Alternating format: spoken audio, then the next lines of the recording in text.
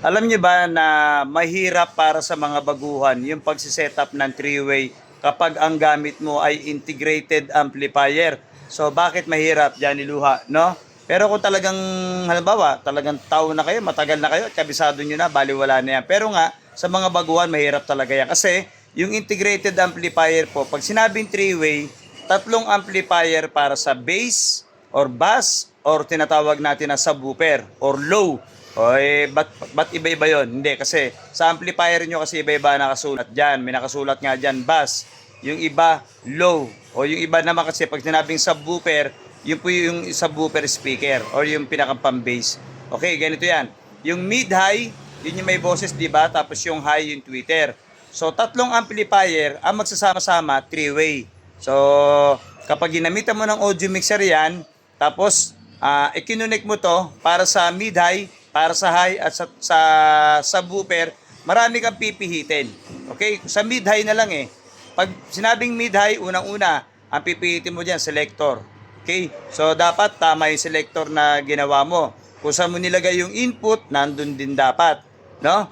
Tapos, sa high naman, sa mid-high, ganun din.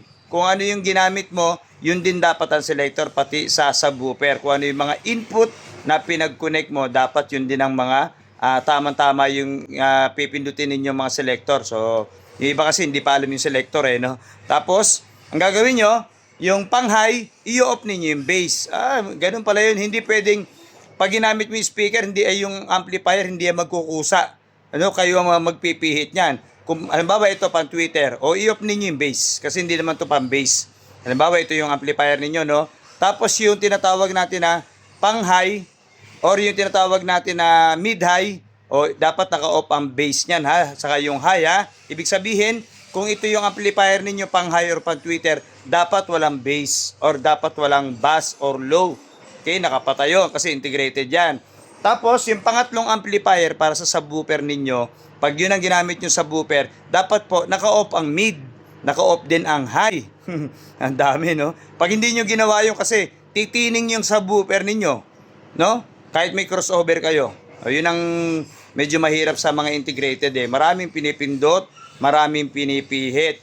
Kumpara naman pag amplifier, yung powered na tinatawag, abay, saksak na lang kayo ng saksak. Wala na kayong pipihitin, kundi mga volume control na lang. Oh, di ba? Volume control na lang. Kasi wala namang ano yan eh. Wala na iba nga, may equalizer pa yung mga integrated ninyo. Yung mga power amplifier, walang equalizer yan. Dalawa lang ang volume niyan, no? Basta volume lang. Kung 4 channel yan, di 4 lang ang volume. Hindi kumpara sa ganito, marami kang pipihitin dahil nga magkakaiba yung ginagamit mo. Sa power amplifier, pag ginamit mo pang sub, pang mid, pang high, automatic volume na lang. Wala na kayong pipindutin. No? Si crossover na po ang bahalang mag-separate ng inyong mga audio na pang ginagamit. Talaga, Johnny Luha, ganun pala yun ha. Yes po, ganun po yun. Kaya kung magtataka kayo, naka three-way kayo, bakit yung subwoofer ninyo ang talim ng tunog? Bakit yung subwoofer ninyo may boses? No? Kasi nga, naka-on yung mid. Bakit matalim ang subwoofer? Naka-on ang tweeter. Hindi nyo in-off kasi hindi nyo alam.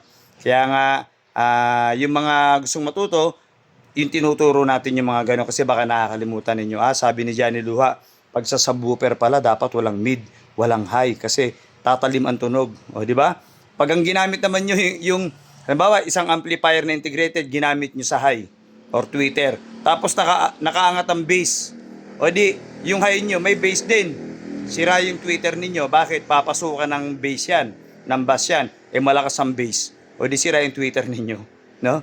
Ganun yan. Kapag integrated ang ginagamit ninyo, hindi birong mag-connect ng integrated. Kaya nga, sa mga gustong matuto niyan, abang-abangan ninyo yung mga tinuturo natin. Marami pa tayong tutorial na gagawin dyan. I-share nyo yung video para natututo rin yung iba. Johnny Luha po ito.